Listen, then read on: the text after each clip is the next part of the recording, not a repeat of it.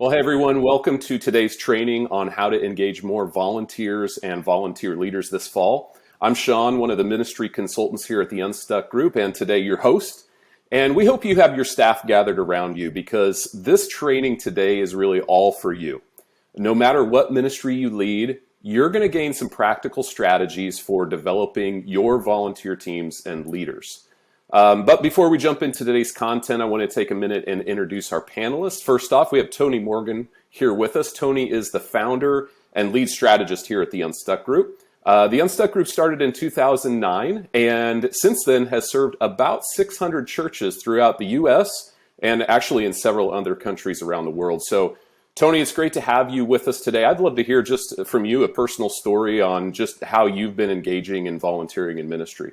It's actually hard to believe, but my ministry life began before the Unstuck group, about 25 years ago now, and served at a few great churches. But that included a season at Granger Community Church. Actually, Sean and I were at the same church, but our time didn't overlap in that ministry there. But during that season at Granger Community Church, I had the opportunity to lead our we called it administrative services, but all the operations for the church. And you would think of all those areas, finance, facilities, and on down the line, HR, things like that, that would be a challenging place to have serving. And let me just say, it was. But I'm pretty proud of the fact that during that just over 8 years, we were able to build teams in those areas of ministry. So we had about 300 volunteers serving in that part of our church. And I've always been very passionate about that. We'll talk a little bit about this more in today's conversation, but I've just seen how serving using my spiritual gifts has impacted my spiritual journey. And because of that, I've always had a passion about helping other people use their gifts and volunteer in ministry as well. And so, we have a lot to talk about today, but I just wanted to let you know I've actually done this. So I'm not speaking on theories today. I've actually built volunteer teams and I've raised up volunteer leaders. And so I'm looking forward to today's conversation with that in mind, Sean. That's great. And also today we have Amy Anderson here with us. Amy, of course, is the Director of Consulting here at the Unstuck Group, and she's done that since about 2016. And during that time, she's served over 150 churches on the ground, helping them design ministry, staffing, multi-site strategies that align and fuel their mission together. So Amy, good to have you here today. How about a personal story from you and your serving? Yeah, sort of like Tony. When I spent my decade plus years at a local church here in Minnesota, I served over the weekend in our front door, think communications, creative. And again, that's a lot of specialists. And so we had to get creative where volunteers could plug in with our ministry. But we did. We had lots of them, Tony. I don't know the number of how many people we had, but we had, volunteers obviously in worship ministries being on our weekend teams. We had volunteer photographers. We'd have volunteer creative teams to come and boost the weekend experience and to fuel our idea tanks. We had several prayer team members engaged to be with our teams on the weekend before and after services. And so, that was the team that I love to see. And like you, Tony, it's part of my story. When that church helped me discover how I was gifted, it's when my walk, my faith just expanded and expanded. So I'm super excited to be talking about this topic today with the church leaders who are engaging with us. Absolutely. And here's why we're talking about this today. There really are two primary challenges that we're hearing from pastors on this side of the pandemic. First, every pastor, of course, wants to see their Sunday services as full as they were prior to COVID, right? And then secondly, almost every pastor that we talk to is talking about the challenge of getting people to serve. And as people are coming back, and in a lot of churches, honestly, more new people are showing up, finding volunteers to support the mission has just become more important than ever. Yeah, that's certainly the case, Sean. In fact, the data proves this too. We actually are seeing from the data that we're collecting from churches that volunteer engagement is still lagging behind where it was pre-COVID. But we recently collected and analyzed data from about 300 churches and found some interesting differences between the top 25% of churches for volunteer engagement, and then the churches that are in the bottom 25%. And here are some of the most interesting findings. The churches with higher volunteer engagement are reaching 4 times more new people. So now, does having higher volunteer engagement cause reaching new people? I don't know, but there's certainly a correlation between the two, and it probably says a lot about the culture of that ministry. Here's something else. Churches with more volunteers are reaching more people for Jesus. And this is amazing, but they have 40% more decisions to follow Jesus when they have more people serving. Churches with low volunteer engagement have bigger boards. In fact, they're about a third bigger than churches with high volunteer engagement. And those churches with low volunteer engagement almost have twice as many committees in their churches. And so the data clearly indicates that when more people are in meetings, fewer people are serving. And so we need to get people serving for the church to experience health. Churches with low volunteer engagement, they have more people in attendance, but the churches with high volunteer engagement are experiencing higher growth right now. In fact, churches with high volunteer engagement also have about 3 times as many volunteer leaders. And then lastly, and this one may be the most shocking for me, I don't know if it will be for you, when we analyzed this data, we found that churches with high volunteer engagement are more likely to offer online services than churches that are struggling with volunteer engagement. In fact, 100% of the churches in the top 25% for volunteer engagement offer online options for watching their services. So if there was something in the back of your mind where you were wondering, should we stop showing our services online in order to encourage more people to serve, the data would actually indicate otherwise. So all of these, I think, start to paint a picture for why it is that volunteer engagement starts to impact the overall health of the church. And because of that, we're going to unpack some of those specifics further in our conversation today, Sean. Tony, I think it's really helpful to hear those numbers and see that data from so many churches to kind of back up, what's really true about what's happening out there today.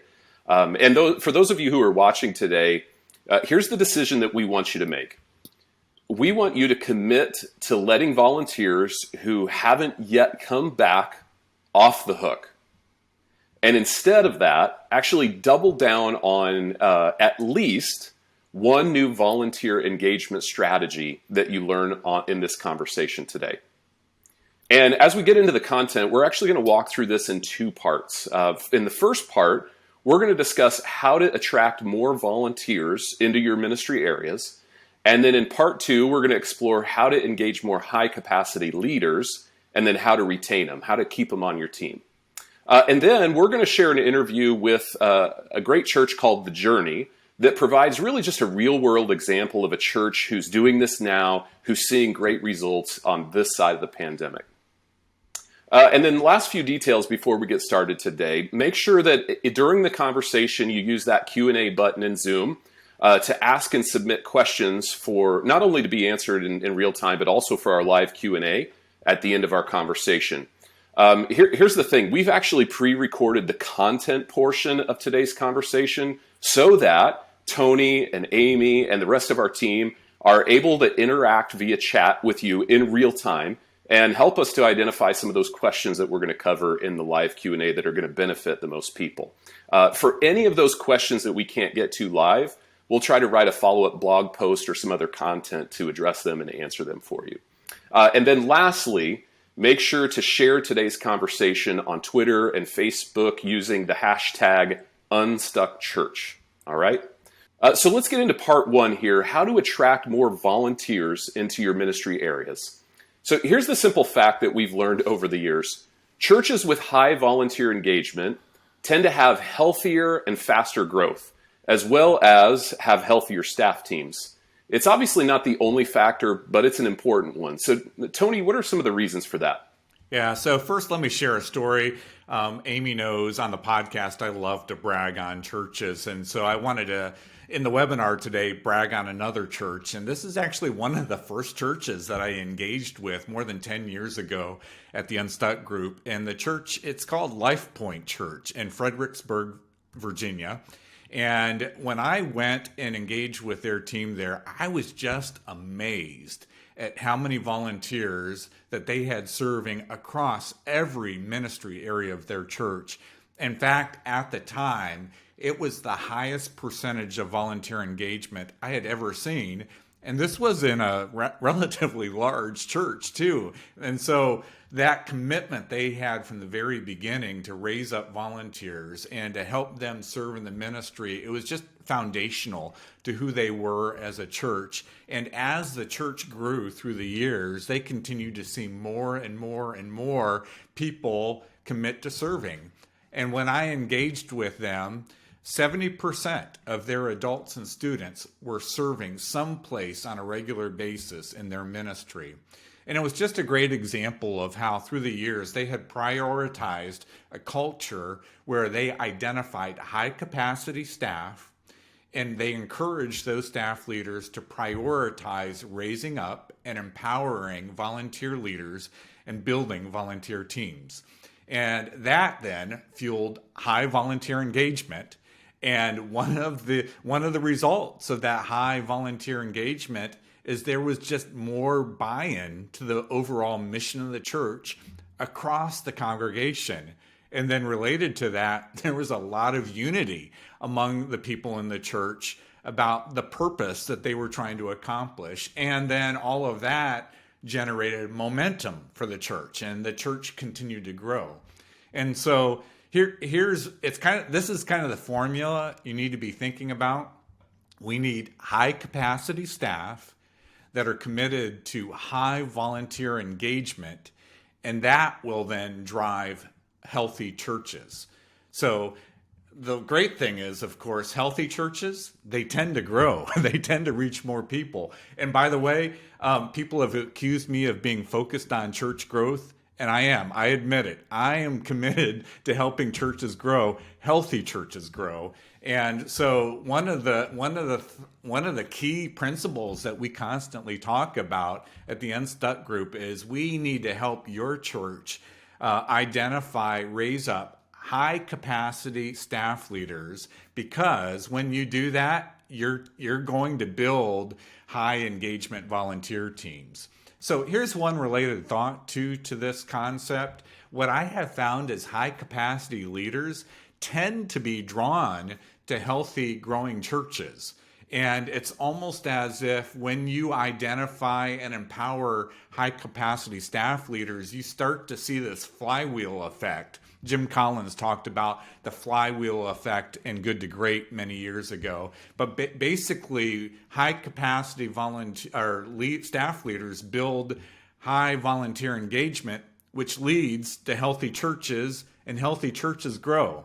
So which comes first? Is it the high capacity staff? Is it the high volunteer engagement? Is it the healthy church? To be honest, I don't know which of those come first, but I do know that you need all three in your culture. And so that combination of staff leaders who get ministry done through volunteer leaders and teams and high volunteer engagement in the church, that has to become part of our culture to create healthy churches. You can think of it like we need those components in our operating system as a church in order to generate that healthy momentum that we see in churches that are experiencing growth. That's great. I've never seen it, Tony, broken down into a formula like that, which I think is really helpful. So that's really good. Amy, let's get practical here for a minute. How do churches really attract more volunteers? Well, I think first church leaders need to start with a self-assessment in this area, like how are we doing? And so the first thing that we would challenge leaders to do is actually understand your current attendee to staff ratio. And to calculate this, here's some math, Tony. You take your average attendance of worship and kids and then divide that by your full-time equivalent on staff. So for example, if you have 2,000 adults and children attending on the weekend and you have 40 full-time equivalents on your staff team, that means your ratio is 50 to 1. In other words, we hire one full-time equivalent for every 50 people that are engaged in our church.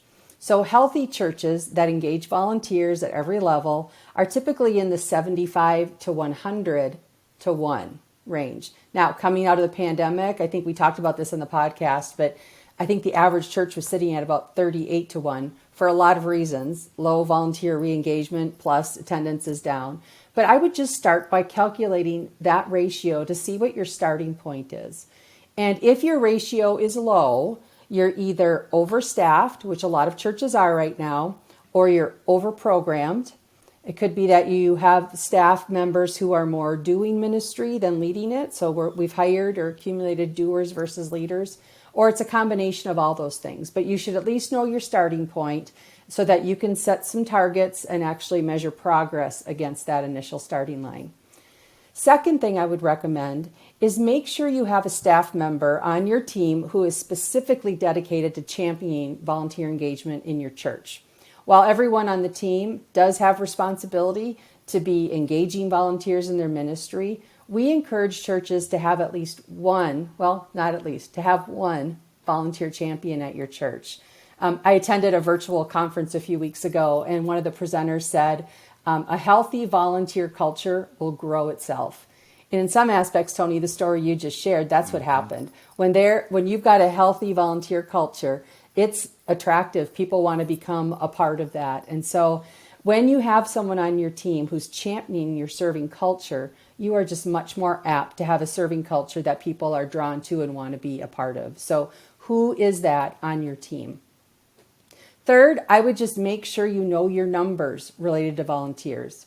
Specifically, make sure you know what percentage of the people are volunteering right now, and then in what ministries and in what roles. Now, some of you who are listening today, that's standard protocol, you know it. You would be surprised how many churches don't know those answers. So again, what percent are volunteering, what ministries are they in, and what roles? Because when you know your numbers again, you can set targets and goals for each leader on your team, ensuring that they're all working towards becoming this Ephesians 4 ministry leader. So do you know your numbers? And then lastly, make sure you don't have too many ministries competing for volunteers. I used to oversee the weekend, and it was amazing. At one point in our history, everybody wanted to get that platform announcement for more volunteers, especially in August, right? But you have to avoid promotion competitions between ministries for new volunteers. And as leaders, you have to set the priorities for those global communications when you're inviting someone to serve. And when you do that, it should always focus and major in the why, not specific ministries. One example that comes to mind, if you don't have enough volunteer for kids ministry, it may actually be because you have too many ministries. Often it seems like kids ministry is one of the more challenging ministry areas to recruit volunteers. However, if you have a high percentage of people serving at your church, so let's say you're over that 50% mark, and you're still having challenges filling volunteer roles for key ministry areas like family ministries, then you may want to actually evaluate whether or not you're trying to do too many things.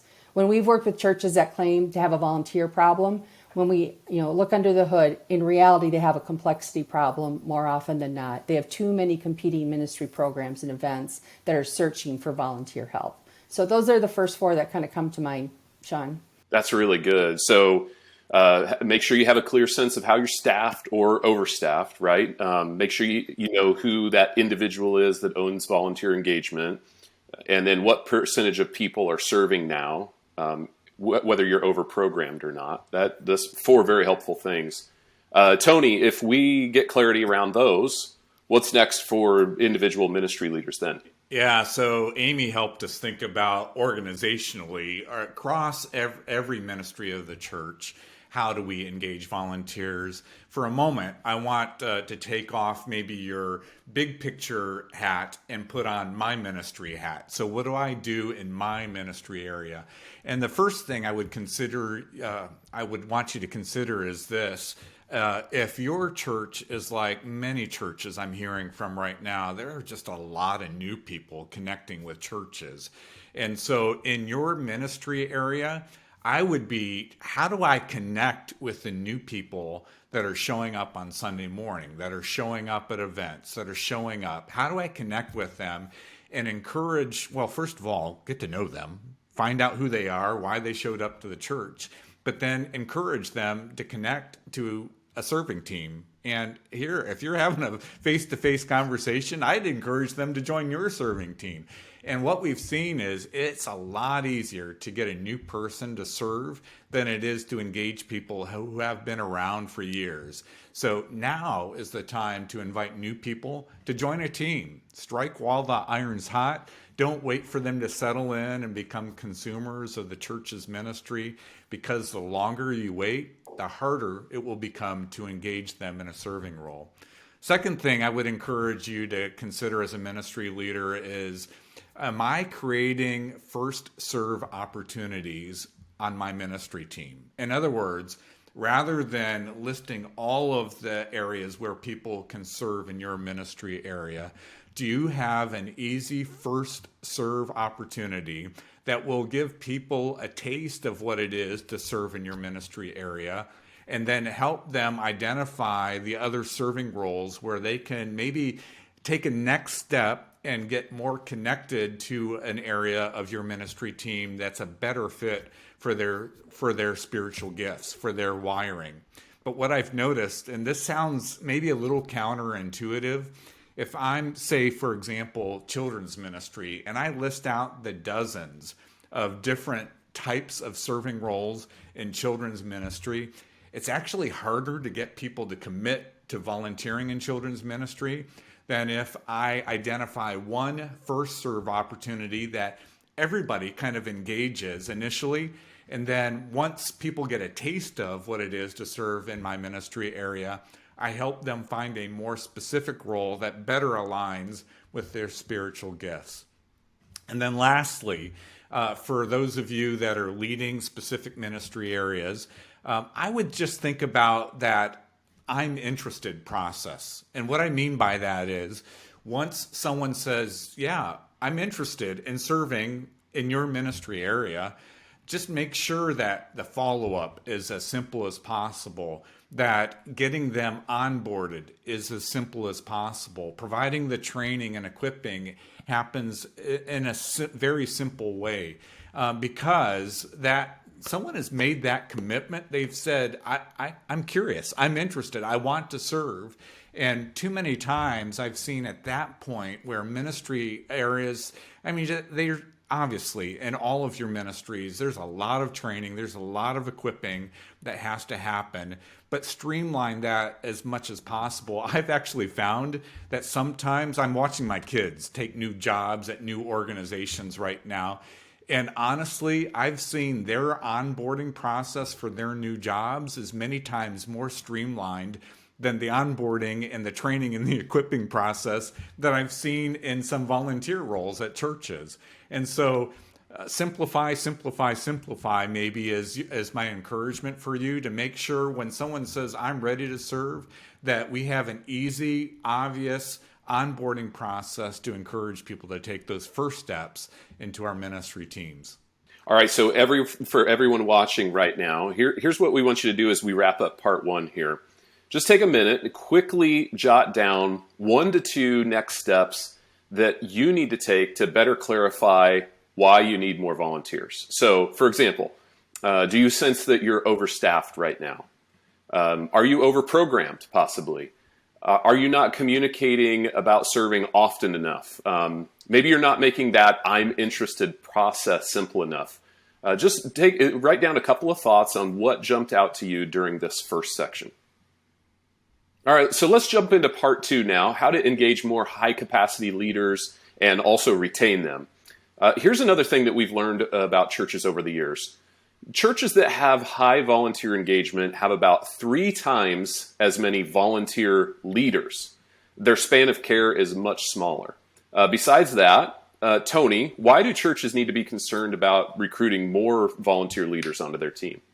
Yeah, so Sean, there's no doubt about it. Serving needs to be a key step in our spiritual formation journey for people at our churches, just like we want to encourage Bible engagement, all the other spiritual disciplines, connecting with other believers. We need to encourage serving, and especially for people that have the leadership gift. And by the way, this is one of the key differences we've noticed through the years between growing and declining churches. Growing churches tend to have one volunteer leader for every 10 people in attendance at the church. Declining churches tend to have one volunteer leader for every 20 people at the church. And in case you're curious, best practice churches, it's normally one volunteer leader for every 5 people in attendance. So we really need to be focused if we want to experience health and growth in our ministry, not only building volunteer teams generally, but more specifically encouraging people to lead. And I have a strong conviction. We see in Scripture this for us as ministry leaders, pastors, our key calling is to equip God's people to do the work of God. And I would just encourage you, that does include people that God has gifted with the leadership gift. And so we need to be equipping leaders also to do the work that God's called them to do. So, Amy, just thinking super practically again, how do churches actually attract more volunteer leaders? Sure. Well, engaging leaders, I think, requires a slightly different approach. For example, I don't think you will compel volunteers with the leadership gifting through a platform announcement, through an email message or a text message. I really believe it requires a face-to-face conversation.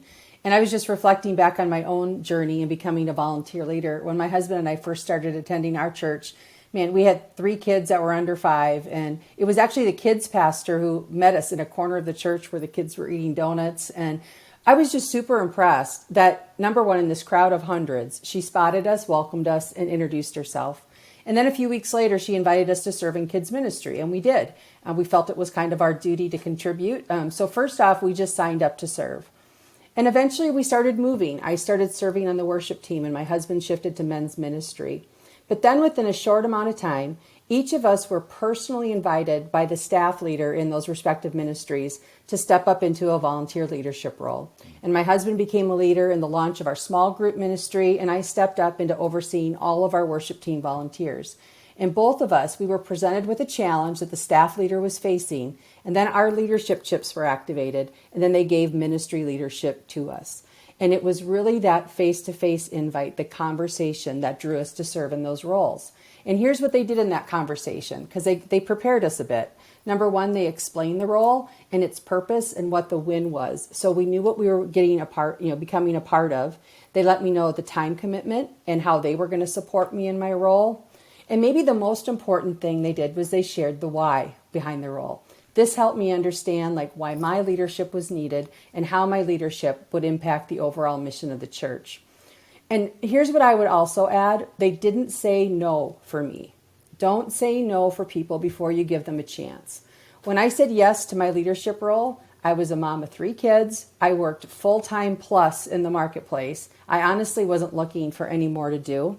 But my church was a place of life and joy for me. And each hour on Sunday was like a gas station that filled my tank.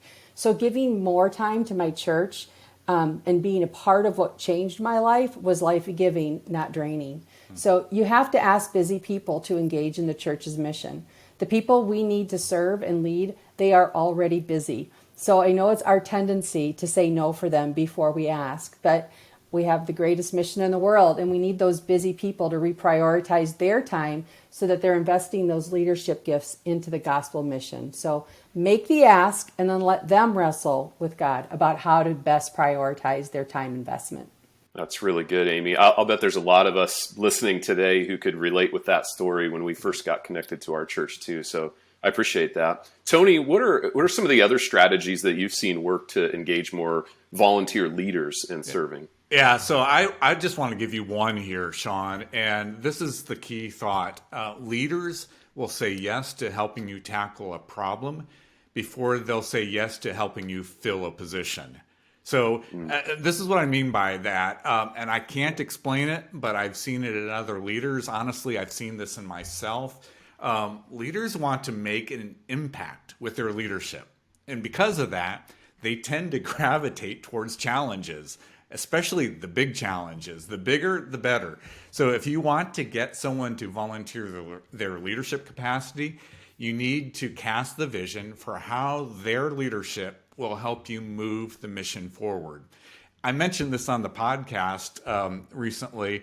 It's almost as if this could become the true test of whether or not someone has the leadership gift. Because this is what I've noticed. If someone, they're craving a leadership position, in other words, they're looking for a place where they think they're going to have more authority, more decision-making responsibility, more influence. And so they're asking for a position of leadership, or they're disappointed when they don't get a position of leadership.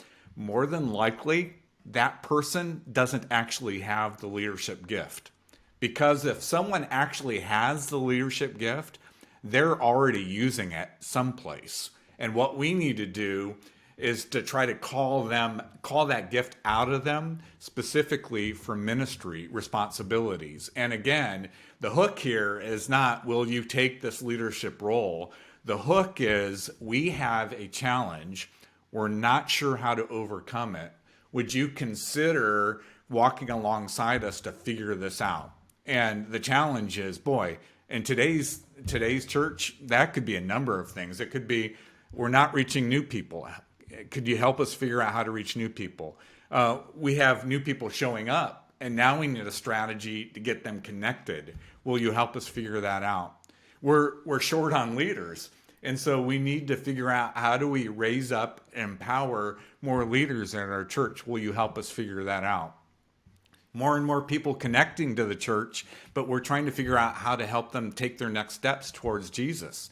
Would you help us figure that out? I mean, there are a number of challenges, there's no doubt about it, that churches are facing in this current season. And I'm just telling you, if someone has the leadership wiring, you present a big challenge like that, they're going to say yes to helping you figure that out 100% of the time. So again, the bottom line is, leaders will help you tackle a problem before they'll help you fill a position. That's really good. As we wrap up part 2 here, for everyone who's listening, just want to encourage you to take just a second and jot down the names of 2 or 3 people in your church who have that leadership gifting. And you know it because they're already leading in other aspects of their life. What types of problems could they help you solve? So just write down 2 to 3 names. As you're doing that, Amy recently interviewed Pastor Abby Ecker from the Journey Church in Newark, Delaware, to share just a real-life example of a church that is excelling at engaging volunteers and volunteer leaders in ministry on this side of the pandemic. So take a look. Well, it's my pleasure to welcome Pastor Abby Ecker to the webinar today. Abby, thanks for joining us. Thank you so much for having me. I'm excited to be here.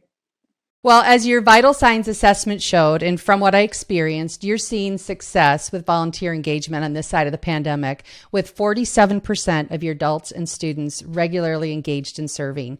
Can you tell us how you approached re-engaging your volunteers and how you engage new volunteers in serving at the Journey? Yeah, absolutely. So I think one of the most important things, one of the most pivotal moments for us was that late March, early April 2020. And for us, what we did right away was we knew hey, the world may be in disarray. We may have never experienced this before, but our vision of empowerment is not going to change.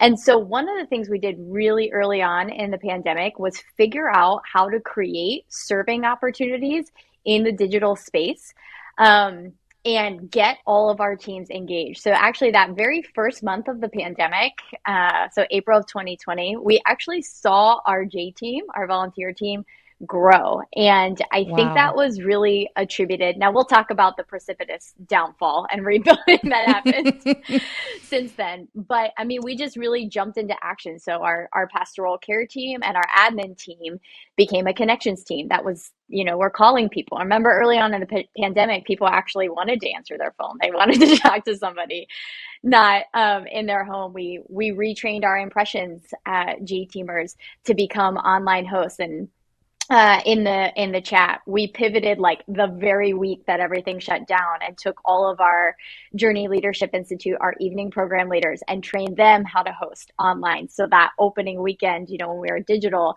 they had serving opportunities. So I think the best thing that we did right up front was figure out, hey, our has not changed, even though our how changed tremendously. And we just kind of hit the ground running with that. And I think that having that empowerment focus really helped fuel us during the pandemic.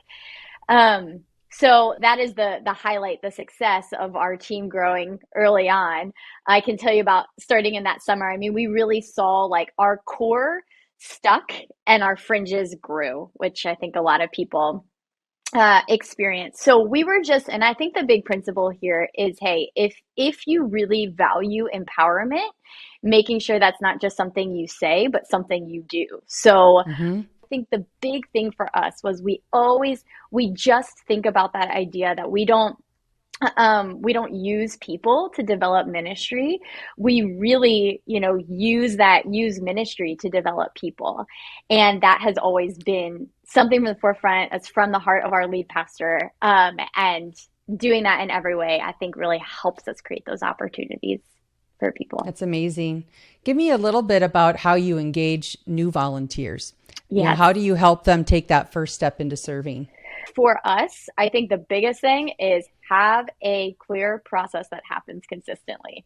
So even what your process is not as important as having one that everyone knows about, that everyone can champion, and that can happen consistently. So even though we haven't achieved what I would say, is the same type of vision that we want to have around Plugged In, any one of our staff, any one of our leaders would be able to tell you, if you're having a conversation with somebody and they want to take a next step, they want to serve, they would tell you, go to Plugged In. So I think having that process and having it happen consistently, for us, it happens every weekend at every physical location and online as well. And that process has a clear win, which is to help people find their place and their part at the journey. And that win for us is defined as them serving on the J team. So everybody on the team knows that. Their conversations are pointed towards that. Everyone now leaves with a team that they're going to start serving on. So that was something we discovered, was we would have quite a few people come in and, they say, okay, I want to join the team, but I'm not sure. And we had some really great volunteers, very kind-hearted, caring people who were like, oh, yeah, that's okay. Just think about it. Come back when you're ready. They're not coming back. I mean, I don't know. Your people might. Our people don't. So we really took that and we knew and retrained our team where we said, hey, actually, the best way that we love people is giving them a place to start. We can tell them you're not locked into kids ministry. If you go and you're like, I hate kids, then that's okay. We'll help you find another place. But they can't leave this environment without finding a team to start on. And that has been really helpful because we have found if people have a place to start on, a team to start on, and that the sooner that they get to shadow and serve, the more likely they are to actually join the team. So that has become a huge focus for us. Like, no delay on our end. Hey, if they can come and they can shadow the next day, figure out how to capitalize on that. And that's become a big focus for us. That's great. Well, another thing that stood out to me, Abby, is that you also have nearly 300 volunteer leaders in place. Can you share how the journey approaches engaging higher level leaders in ministry roles, including like what does that invite look like into leadership and what additional training or additional investments do you provide to those leaders? It has to start with your staff. So, I mean, we tell our staff from day one, part of their orientation process is, hey, we want you to know you get a paycheck here to do Ephesians 4, to empower and equip people for ministry. If you are not doing your job. Now, that's different, of course, for some support staff roles, but for our leadership staff, I mean, we're that blunt, we're that direct. And we talk about this of like, hey, when you say yes to doing something, you are saying no for somebody else that God has placed at this church to really become who God designed them to be. When you say yes to doing it all, you are saying no for other people to live out their purpose. And like, it's up to you. You want to live with that? I don't want to have to look Jesus in the eye and say that one day. And of course we do not do that with manipulation or, that pressure, but it just really has to flow from who we are. Our staff have, that's part of even our just employee evaluation process is how many people have you added to the team? How many leaders have you raised up? And so it's just always a part of that for us. So I'd say the first thing is like, hey, it's got to be part of your culture. We talk a lot about the upside down pyramid. So this idea that our staff is at the bottom of the pyramid, and then it's our leaders, and then it's our J-teamers, our volunteers. Our staff exists to serve our leaders and our J-teamers. It's not flipped. Wow. Our J-teamers and our staff do not exist. We say, hey, our J-teams, they are the heroes of our church. And again, that's easy to say, and it's a lot harder to live out. And we're not perfect. I can give examples of myself where at times, I was like, somebody else can do that. But that has been a big part of our culture. So all of that to say, the first part of it, it's got to come down from that vision, and you've got to have things in place. I know for me, a question that I ask my staff, I put it at the little top of my tag and document with them is like, hey, who is doing that with you? Who are you bringing alongside of you? Teaching yourself to ask those questions of other people. And then for us, we do have now a lot more centralized development and training in place. So we have a process that all of our leaders go through called our Steps of Leadership process. So that starts with them doing a written assessment, having a interview, a conversation with people on the team, making sure they've got clarity. So everyone who steps into any step of leadership in our church has a position description. They know what they're doing. They know who they're doing it with, and they know what they're responsible for in theory. I remember when I was with your team, your guest service first impressions experience was really remarkable. And then in the room, when we were having kind of our facilitated time, I learned that you had a high level volunteer that was over guest services. What are a few examples of other leadership positions you've created that you've given away to high level volunteer leaders? So the headline is I'd say there's really nothing that's off the table when it comes to that. So our impressions team, our hospitality team is our largest by number, our largest volunteer team, and led completely by a high level J team leader, one of our evening program graduates. And I mean, he's truly done a phenomenal job of building out that team and growing that team. We right now, so a couple of months ago, many of you guys are probably experiencing the same thing. We have definitely hit a pinch point with leadership development and trying to figure out what's next and wanting to launch locations, needing more leaders. So we actually shifted a great leader on our team who has been on our team for about 4 years, who was overseeing all of our J groups, so all of our small groups. We actually shifted her focus. She's raised up some other people and shifted her focus totally towards leadership development, towards J team. So we now have a J groups leader, completely a volunteer role, who's overseeing all the small groups in our church. So this fall, we're getting set to be able to offer 175 groups and have over 1,000 unique signups. So 1,000 unique people as part of those groups. And that's all happening through a volunteer leader and her team. I'm just going to guess for a minute that some of our listeners are thinking they're a big church, all the things you just rolled off, that takes a lot of energy to keep all those things moving. But here's another thing that really stood out to me about the journey. The average church, Abby, coming out of the pandemic had staffing levels we use a attendee to staff ratio of 38-1. In other words, for every 38 people that attend their church, they hire one full-time equivalent. Now, a lot of churches we've talked about it a lot. We didn't adjust staffing to new in-person ratios. That's why it fell so much. Normal healthy churches are generally in the 75-1 range. But the journey standard, I learned, is 125 to 1. And I think you're trending really close to that right now. So in other words, for every 125 attenders, one full-time equivalent. Can you share your team's philosophy behind that target? At this point, it won't be a surprise. So our philosophy is Ephesians 4 empowerment, and really sticking with that. And I, give so much credit to, we have an amazing lead pastor who is such a visionary leader, but really helps keep us on track in some of those areas.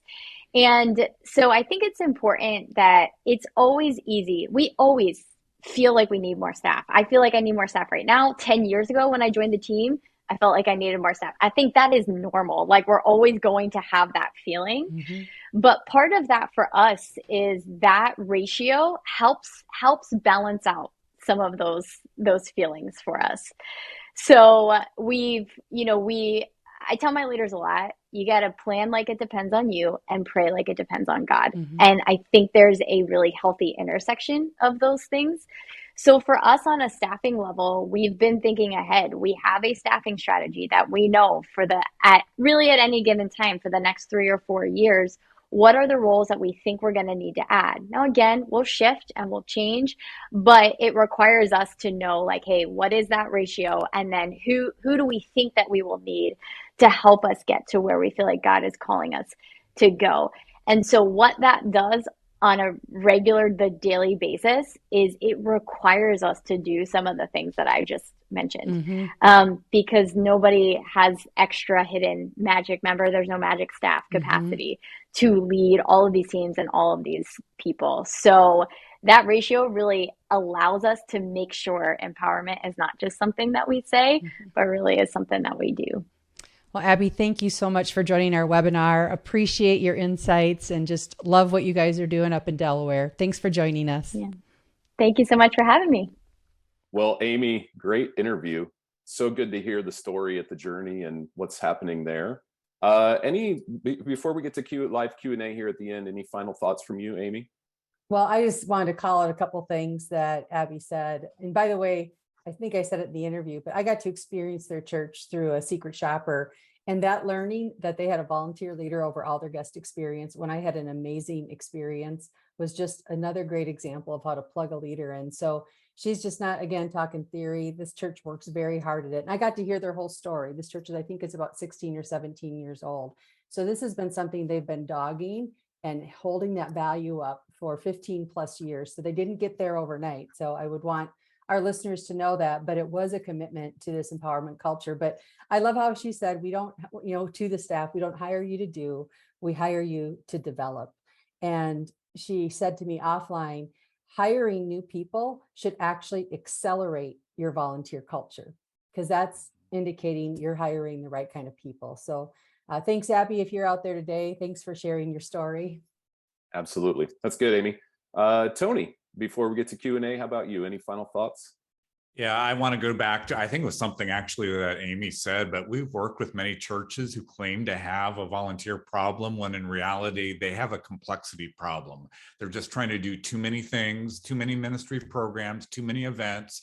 And because of that, they're struggling getting enough volunteers to do all of that. So by the way, if you're a ministry leader, you can own some of the responsibility for eliminating that complexity by just taking a look at what's happening in your ministry area and making sure that you're not trying to find too many volunteers to fill competing priorities, even within your own ministry context. So you can be helpful in trying to maybe reduce the complexity, simplify things, and that will also hopefully help you find the volunteers you need to accomplish your mission. That's good. So for all of you who are tuned in today, just a quick reminder of the decision that we're encouraging you to make. We want you today to commit to letting volunteers who haven't come back yet off the hook. And instead of that, double down on at least one new volunteer engagement strategy that you learned in our conversation today. And to help you do that, we're actually going to send you a free tool in the post-event email. So this is going to hit your email because you registered. That's going to help you take your next steps as a church leadership team or just as a ministry leader. Okay, so be looking for that in your email coming soon. All right, so let's get into some questions here. We had lots and lots of questions rolling in during the conversation. So We'll go through these, and I'll lob these either, Tony, to you or to Amy. So Tony, let's go to you with this first one. Sue and Jody both had a similar question. How do you define a high capacity staff leader? Lead by example, lead through others. How do you define that? Oh yeah, so that was my thought, Sean. You're stealing my thunder already. Sorry. So yeah, that's okay. Yeah, when I think of a high capacity staff leader, I kind of think of it, well, there's kind of these three levels of leadership that I see in people. One is that ability to lead by example. The challenge there is I'm still doing it and kind of modeling for others. Then there are other leaders that can lead other people. And they're great team leaders. They're able to pull a team together to accomplish something. But the third level of leadership that is distinctive, and it's what I'm getting at with that description of a high capacity staff leader, is that they lead through other leaders. And so what you're really looking for is somebody, whether it's in a staff position or a volunteer position, when we talk about high capacity leader, it's that person who knows how to get ministry done through other people, primarily by identifying and raising up other volunteer leaders within the ministry that will help build the teams to get the mission accomplished. Good. Amy, here's a question for you. Lee asked, what does it look like to have a staff member champion volunteer engagement? What would their weekly responsibilities look like? I think Lee totally understands the why. He's just fuzzy on kind of the what on this role specifically. For sure. The champion would do things that set consistency across the organization. And I'll get to that in a minute, but also would be that person who is looking at how do we create just an irresistible volunteer culture at our church. I just attended the culture conference, and they had a speaker who, was envisioning people about having a healthy serving culture, and what they had to do as far as, how you welcome them, how you train them, how you acknowledge them. And it's that champion who's thinking through all of those things at your church. What's your way that you're going to do that? They also keep an eye on all the metrics, like those numbers I threw out earlier. How many people are engaged in serving? How many people are in volunteer leader roles? And so if that's lagging, this is the person who lays awake at night going, okay, we've got a challenge here. We have a problem that we need to solve. Also, those levels of leadership that Tony was just talking about, you kind of have team leader to coach to a developer kind of thing. You want to have one consistent hierarchy, if I could say it that way, in your, it's upside down, as Abby said, but one consistent way that you talk about volunteer leader positions, because you kind of want to keep track. How many volunteers do we have? How many volunteer team leaders do we have? How many volunteer coaches do we have? Because this leader would come alongside your ministry leaders and say, all right, students, let's build out your organizational chart, build down from staff to the coaches, to the team leaders, to the volunteers, but you have a common name system for those. And then you help, that person would help every leader on the church team think through their ministries and how can we give more ministry away? How can we create more volunteer leader positions? How can we create, consistency? Tony, anything you'd add on that? No, that's great, Amy. Very good. Yeah. Tony, Isabel had a question, and I saw a lot of the similar questions to this. And I think this applies to both larger churches and smaller churches. She said, we have a congregation that wants staff to do all the work. How do we begin to change that mindset? Yeah. So a couple things come to mind. Number one, I think that's a teaching opportunity. That's an opportunity for us to really open up the Word of God and help people see how God designed the body of Christ to carry out the mission of the church and to spread the good news. And with that, how as Christ followers, we all have gifts, spiritual gifts that we've been given to engage in that mission. And so part of it's a teaching component, but related to that, to me, that's also just an indication we need to pay attention to our discipleship strategy and how we're helping people take their next steps toward Christ, because certainly to be a Jesus follower means we're using the gifting God has given us to accomplish what the body's been called to. And so, I shared this on the podcast recently, but it's an interesting thing. Many times I see churches almost outsourcing using spiritual gifts. And I've illustrated it this way. when we encourage people to take next steps towards Jesus, we encourage them to engage God's word. We don't hire somebody to read the Bible for other people in our church. When we want people to pray, we encourage them to talk with God. We encourage them to listen to God. We don't hire somebody to do the praying, do the praying for people in our congregation. But on the other hand, for whatever reason, even though using our spiritual gifts, it's essential to taking our next steps towards Jesus and actually following Jesus, for whatever reason, we've decided we're going to hire people to do the ministry, to engage the ministry, so that people in our congregation won't have to use their spiritual gifts. And to me, again, it's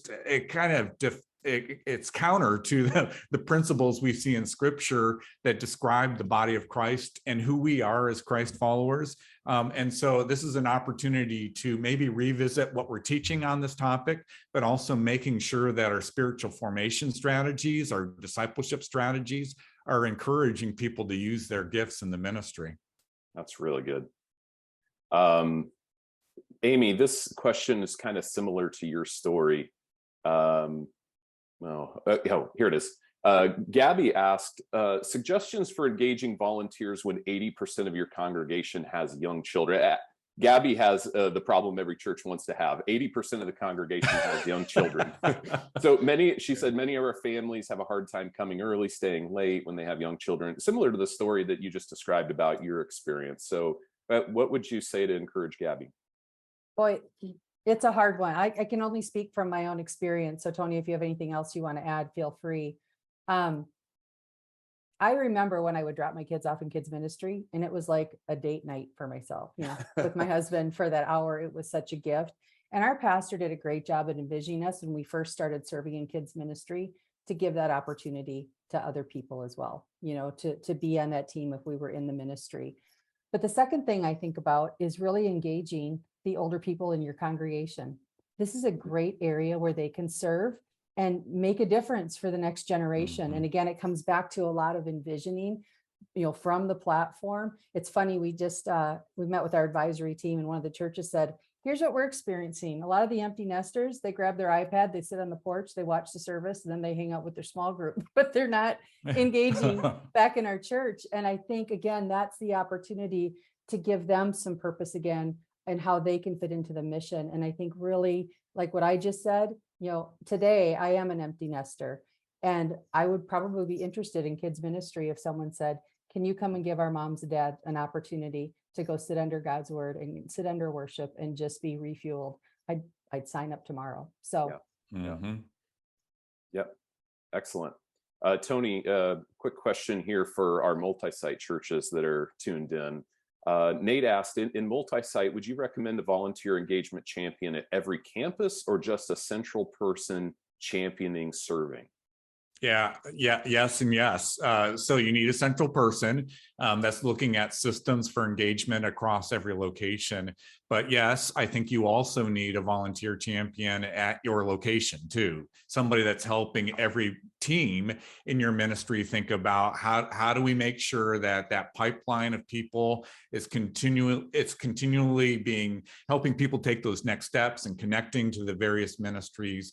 And then frankly, I've seen in some larger churches where each ministry team has a volunteer champion, where it's every team has somebody that's thinking about onboarding and connections and care and all of that. So it's not just getting the ministry done, but also caring for the people that are getting the ministry done as well.